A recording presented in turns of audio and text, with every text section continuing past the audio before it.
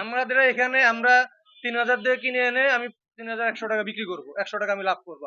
আমার যদি 5000 টাকাও দাম হয় আমি ওই 100 টাকাই লাভ করবো বা 50 টাকা লাভ করবো, এর বেশি না। কিন্তু ওরা 3000-এর চালটা কিভাবে 4000 হইলো সেই মেকানিজমটা ওইখানে হয়। এদের তো দায়িত্ব হচ্ছে ওইখানে যে কাজ করা, আমাদের এখানে এসে গুতাগুতি করে কোনো লাভ নাই। ঠিক আছে, এখানে যে আসলো সময় নষ্ট হইলো, আমাদের হয়রানি হইলো, ফাঁকে বুকে জরিমানা করলো।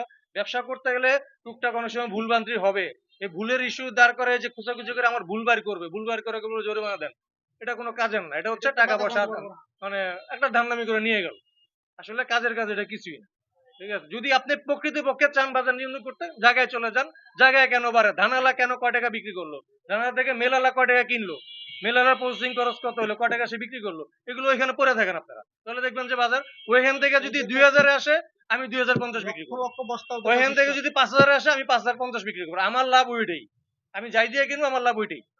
কিন্তু ওইখান থেকে 2000 থেকে 4000 কেমন হইলো সেটা ওইখানে যা কাটতে হবে, এটা আমাদের ক্ষমতা নাই। আমরা এক গাড়ি আনি, দুই গাড়ি আনি, 200 বস্তা, 300 বস্তা, 500 বস্তা, আমরা কি ক্ষমতা আছে আমরা চালের দাম বাড়াবো? আমাদের কোনো ক্ষমতা নাই।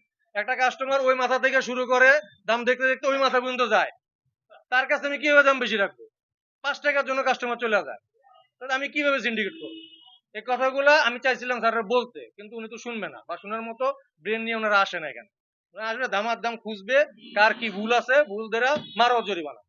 বাজার থেকে 1 লাখ উঠে নিয়ে গেলাম, 2 লাখ উঠে নিয়ে গেলাম, এই সাকসেস।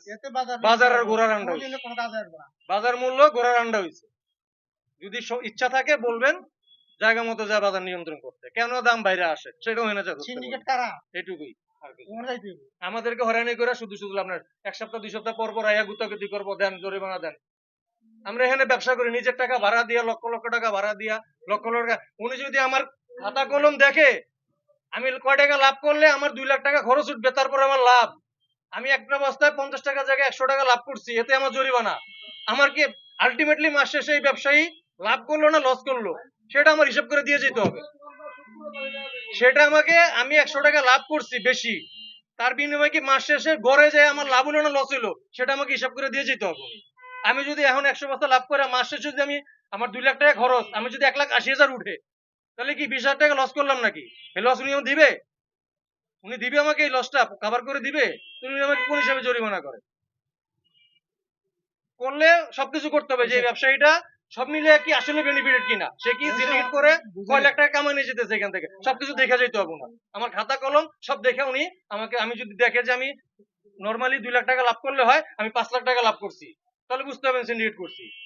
ঠিক আছে, এটা আমাকে হিসাব করে আমার খাতা দেখে হিসাব করে আমাকে সবকিছু প্লাস মাইনাস দিয়ে আমার থেকে জরিমানা নিয়ে যাবে। যদি এগুলো না পারেন এখানে আসা বন্ধ করে জায়গা মতো যান, এ নেট হুয়াডুই করেন না।